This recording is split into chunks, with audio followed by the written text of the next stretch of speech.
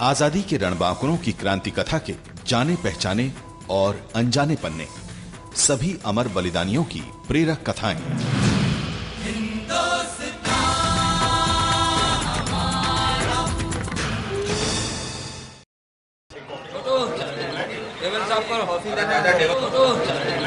लो चाय पियो। राम राम काका। अरे राम राम हरिया, राम राम। बैठ बैठ बैठ। बहुत दिनों बाद आया इस बार। अरे बहुत दिनों बाद आया काका। कैसे हो काका? अरे एकदम बढ़िया हूँ। तू बता क्या लेगा? समोसा, चाय, कचौरी हैं? अरे अब तो भूख लगाई काका। अब जल्दी से जो गरम गरम है वो जल्दी से खिला दो। सब कुछ गरम है रे यहाँ तो। छोटू जरा एक गरम समोसा ला जल्दी से। और थोड़ी सी हरी मिर्ची भी काका। अरे सब मिलेगा यहाँ। तू बैठ तो सही। और क्या हाल चाल है रिया? हैं? अब तू तो बहुत बड़ा पेंटर हो गया है। शहर में तेरे चित्रों की प्रदर्शनी की खूब तारीफ छपी थी अखबार में। अरे नहीं काका, ऐसा कुछ नहीं है। अब इसमें मेरा क्या है? मैं तो देश की आजादी के लिए प्राण न्यौछावर करने वाले वीरों के चित्र बनाता रहा। और आप ही के कहने पर मैंने शहर में प्रदर्शनी भी लगा दी। तो तारीफ तो आपकी हुई ना काका। अरे नहीं रे, तारीफ न मेरी है और न तेरी। असलियत में तो बेटा ये उन शहीदों के बलिदान की प्रशंसा है जिन्होंने हमें आजादी दिलाई। बिल्कुल ठीक कहा काका। लेकिन काका, मैं कुछ ऐसे प्रसंगों के चित्र बनाना चाहता हूं जो आजादी की लड़ाई के दौरान घटे लेकिन अनजाने रह गए, जिनकी ज्यादा चर्चा नहीं हो पाई। ऐसे भी तो कई बलिदान रहे होंगे। हाँ हरिया, ये तो है। स्वतंत्रता के महायज्ञ में जिसने आहुतियां दी उन सब की गाथाएं हम तक कहां पहुंच पाई है। तो काका ऐसे ही कुछ प्रसंग बताइए ना जिनके चित्र बनाए जा सकें। तो सुन हरिया, आज मैं तुम्हें सन 1857 के संग्राम की एक शौर्य गाथा सुनाता हूँ। एक शहीद है जिसने हरियाणा की धरती पर क्रांति की भूमिका रची। अरे वाह। और बेटा, जिस दृश्य से इस कथा को शुरू किया जाना चाहिए वो 19 जनवरी 1858 की काली रात का है। उस रात हरियाणा के हांसी नगर की बस्ती में सन्नाटे के बीच गोरों की फौज ने 2 वीर जवानों को फांसी पर लटका दिया था। सुबह हुई तो लोग हैरान थे, दुखी भी थे और नाराज भी। लेकिन काका, किन लोगों को लटका दिया गया था फांसी पर? इनमें से एक थे हुकुमचंद जैन, जिन्हें उनके ही घर के सामने फांसी दे दी गई थी। और दूसरा वीर था उनका विश्वसनीय क्रांतिकारी साथी मिर्जा मुनीर बेग। अरे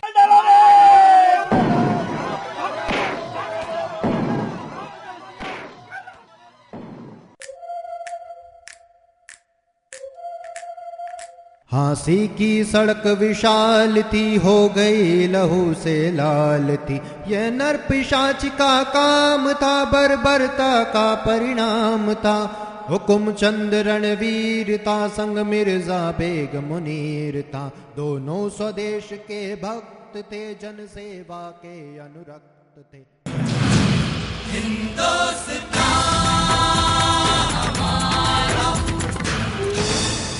हुकुमचंद जैन की शौर्य गाथा का ये पन्ना आज भी शहीदों के खून से लाल दिखाई देता है। लेकिन इस शौर्य गाथा की शुरुआत हुई थी सन 1816 से, जब हरियाणा के हांसी नगर में दुनीचंद जैन के प्रतिष्ठित कानूनगो परिवार में पुत्र का जन्म हुआ था। इसी बालक का नाम हुकुमचंद रखा गया। इस छोटे से नगर में इस बालक की शिक्षा दीक्षा हुई। हुकुमचंद की फारसी भाषा और गणित विषय में विशेष रुचि थी। बेटे की शिक्षा समाप्ति के बाद पिता दुनीचंद जैन एक दिन काफी चिंतित दिखाई दे रहे थे।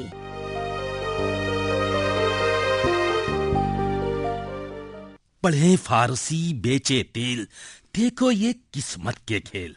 अरे क्या बात है कानूनगो साहब, इस कदर परेशान क्यों हैं? अरे अपने बेटे को लेकर ही चिंतित हूँ। अब ये जनाब फारसी के विद्वान बनने चले हैं, लेकिन आमदनी के नाम पर एकदम सिफर हैं। सोचता हूँ इनकी कहीं नौकरी लगे तो इनकी शादी वादी करा दूं, फिर ये अपनी घर गृहस्थी संभाले।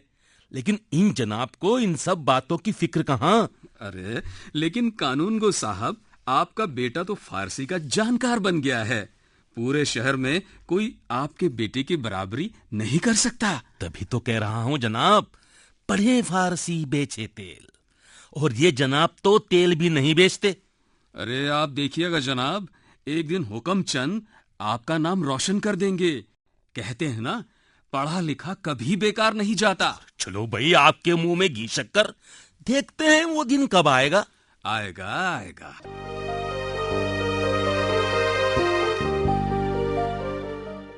और फिर एक दिन पिता दूनीचंद जैन का इंतजार खत्म हुआ।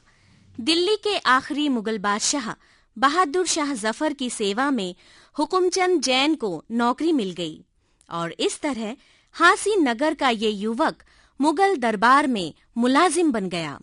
सन 1941 में बादशाह ने हुकुमचंद जैन को हांसी और करनाल के कुछ इलाकों का कानूनगो बना दिया और अब इन इलाकों की जिम्मेदारी हुकुमचंद को सौंप दी गई। मुबारक हो भाई हुकुमचंद।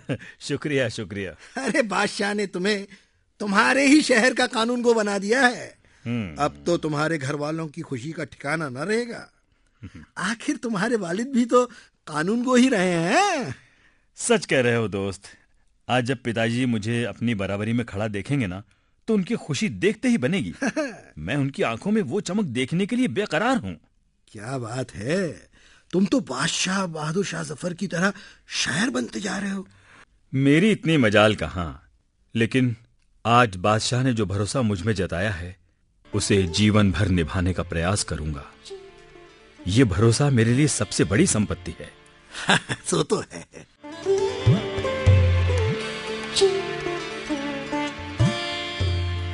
और इस तरह 7 सालों तक मुगल दरबार की सेवा में रहकर हुकुमचंद जैन अपने घर हांसी लौट आए और अपनी जिम्मेदारियों को पूरी लगन और ईमानदारी से निभाने में जुट गए।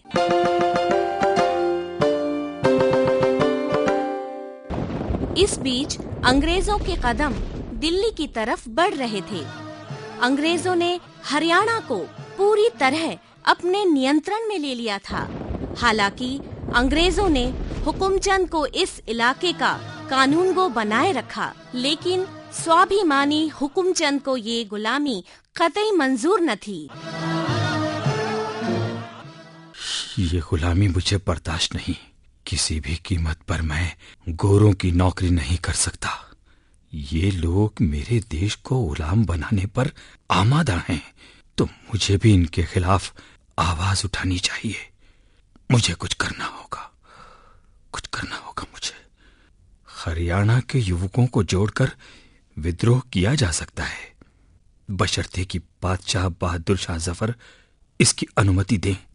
और फिर हमें हथियारों और बारूद की भी तो जरूरत होगी। माना कि गोरों ने मुझे मेरे पद से नहीं हटाया, लेकिन मैं खुद इस काम को गोरों के लिए नहीं कर सकता। मुझे कुछ करना होगा, चाहे जान की बाजी ही लगानी पड़े, लेकिन मैं ये गुलामी बर्दाश्त नहीं कर सकता।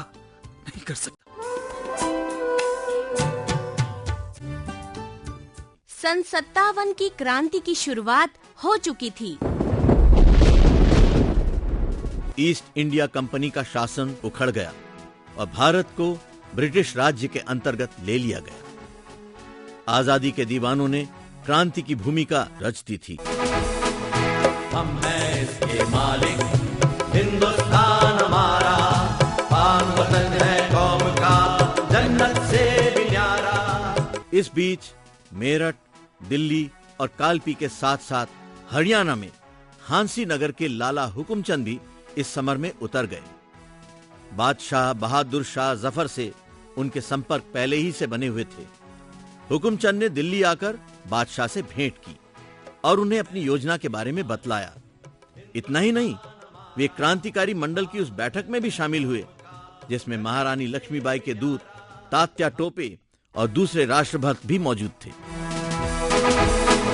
अब मैं तात्या टोपे जी से अनुरोध करूंगा कि वे हम सबका मार्गदर्शन करें। स्वतंत्रता संग्राम के सहयात्री मेरे भाइयों, हम सब देश को अंग्रेजों से मुक्त कराने के लिए संकल्पबद्ध है। निश्चय ही हम में से कोई भी आजादी की इस लड़ाई में अपने प्राणों की चिंता नहीं करेगा। अगर हमारे बलिदान से देश को अंग्रेजों से मुक्ति मिलती है तो हम अभी इसी क्षण अपना बलिदान देने को तैयार है। लेकिन बिना सोचे समझे ये युद्ध नहीं लड़ा जा सकता। हमें अपने संघर्ष की योजना ठीक से बनानी होगी और इसके लिए हमें एक विश्वसनीय नेतृत्व की आवश्यकता होगी। मेरा प्रस्ताव है कि बादशाह बहादुर शाह जफर को सर्वसम्मति से नवीन भारत का बादशाह स्वीकार किया जाए।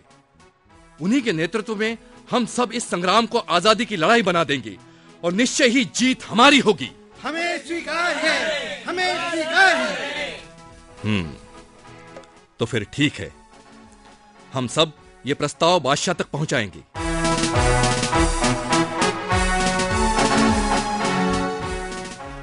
11 मई सन 1857 को बहादुर शाह जफर को नवीन भारत का सर्वसम्मति से बादशाह निश्चित किया गया और उन्हें 21 तोपों की सलामी भी दी गई। हुकमचंद, तुम्हारे बारे में मैंने बहुत कुछ सुना है। तुम में जोश भी है और होश भी। इसीलिए मुझे भरोसा है कि तुम हमारी इस लड़ाई में महत्वपूर्ण भूमिका अदा करोगे। मैं हासी में विद्रोह का नेतृत्व तुम्हें सौंपना चाहता हूं और मिर्जा मुनीर तुम्हारे साथी होंगे। तात्या जी, आप इस क्रांति के महानायक हैं। आप जो तय करेंगे हम सब वही करेंगे। मैं आपको विश्वास दिलाता हूं कि अंग्रेजों के खिलाफ इस युद्ध में मैं अपनी जान की बाजी लगा दूंगा और हांसी का एक एक युवक आपके इशारे पर जान पर खेल जाएगा। अब अंग्रेजों से मुक्ति पाना ही हमारा लक्ष्य है। बहुत अच्छे हुकमचंद। स्वतंत्रता की ज्योति को जलाए रखने के लिए अपने खून को तेल बनाकर देह की बाती जलाने का साहस संजोना पड़ता है और हम सब इसके लिए तैयार हैं। इस जज्बे के साथ निश्चय ही जीत हमारी होगी। ये है हमारी मिल्कियत, हिंदुस्तान हमारा, इसकी रूहानियत से देखो रोशन है जग सारा। हम हैं इसके मालिक, हिंदुस्तान हमारा, पाक वतन है कौम का, जन्नत से भी न्यारा।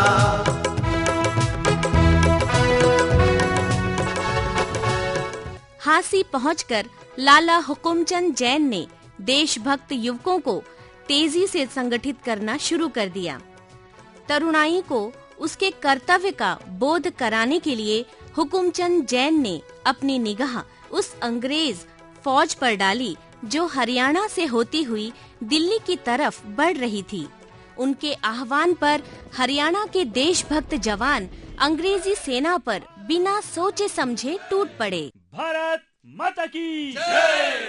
भारत माता की जय! भारत माता की जय! हुकुमचंद जी, हमारे युवक गोरों की सेना से मोर्चा ले रहे हैं। वे बहुत जोश में हैं। जीत हमारी होगी। सिर्फ जोश से काम नहीं चलता मुनीर। हमें शाही सेना से अभी तक मदद नहीं मिल पाई है। अगर हमें सहायता नहीं मिली तो हथियारों से लैस अंग्रेजों की सेना को हम हरा नहीं पाएंगे। तुमने मदद के लिए संदेश तो भिजवा दिया था ना? संदेश भिजवा दिया गया था, जैसा आपने कहा था ठीक वैसा ही। तो फिर मदद अब तक क्यों नहीं पहुंची यहां? हम हारना नहीं चाहते मुनीर, हम हारना नहीं चाहते।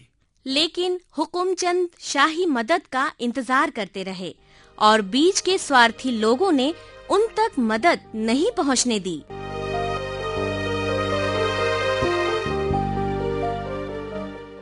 असफलता के बाद भी हुकुमचंद का हौसला बुलंद रहा। उन्होंने मिर्जा मुनीर के साथ चर्चा कर बादशाह को एक खत लिखने की योजना बनाई। मिर्जा मुनीर, हम एक मोर्चा हारे हैं, लेकिन पूरी लड़ाई अभी बाकी है। इस बार हम कोई गलती नहीं करना चाहते।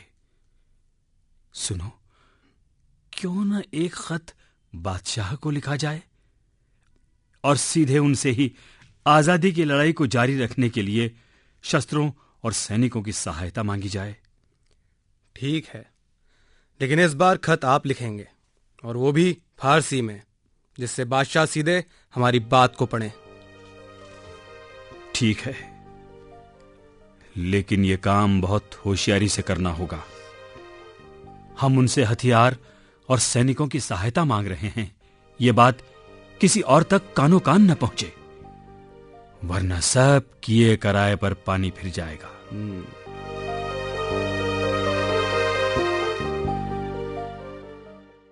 हुकमचंद अपने इस पत्र का उत्तर पाने की प्रतीक्षा कर रहे थे, लेकिन उन्हें जवाब नहीं मिला। वजह थी वो लालची लोग जो अंग्रेजों के षड्यंत्र में शामिल हो गए थे। ये खत बादशाह तक पहुंचने ही नहीं दिया गया।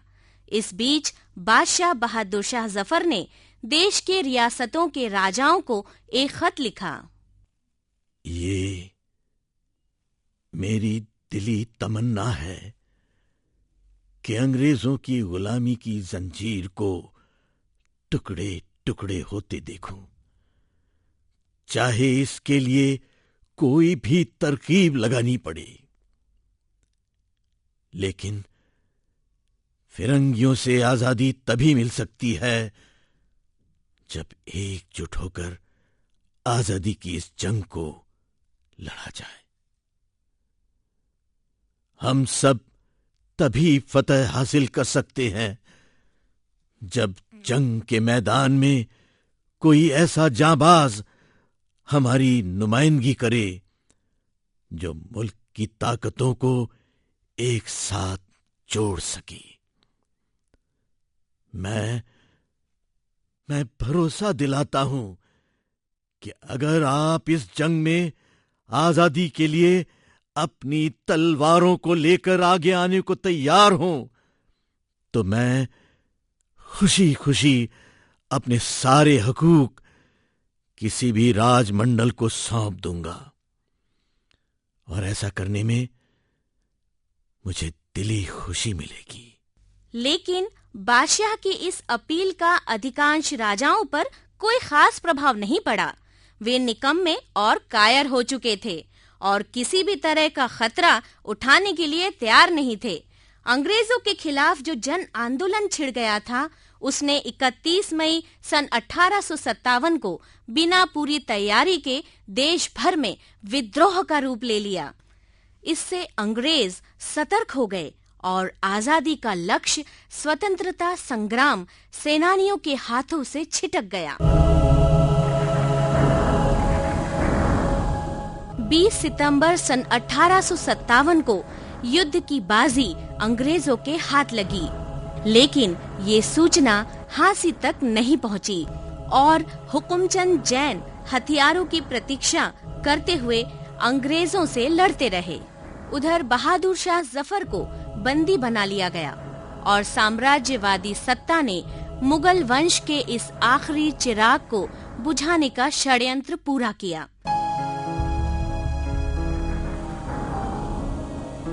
फातिहा कोई आए क्यों, कोई चार फूल चढ़ाए क्यों, कोई आग के शम्मा जलाए क्यों। मैं वो बेकसी का मजार हूँ, न किसी की आँख का नूर हूँ।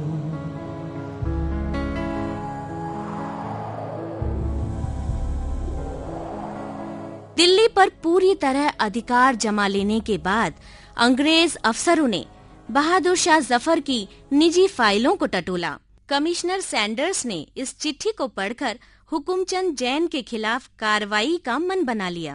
ये क्या? What's this? ओह, ये तो एक लेटर है। क्या लेटर है? इसमें बादशाह से हेल्प मांगी गई है। किसने लिखा है letter? Who wrote this letter?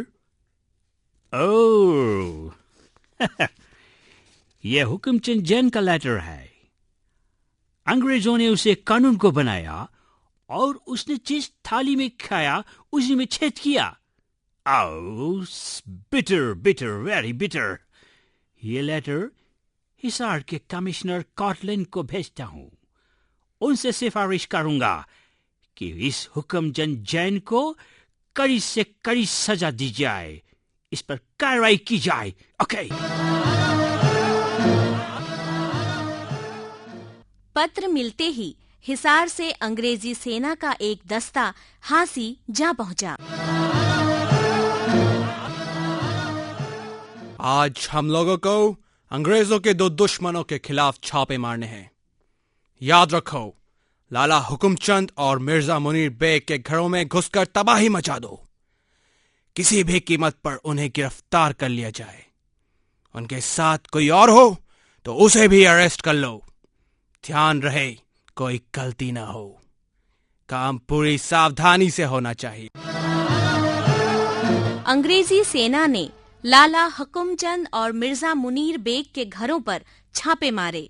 लाला जी और उनका भतीजा फकीरचंद तथा मिर्जा मुनीर बेग तीनों को बंदी बनाकर हिसार ले जाया गया, जहां मुकदमे की औपचारिकता पूरी की गई।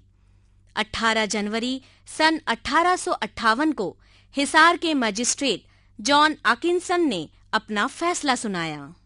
मुकदमे की कार्रवाई से साफ है कि लाला हुकुमचंद और मिर्जा मुनीर बेग ने देशद्रोह किया है।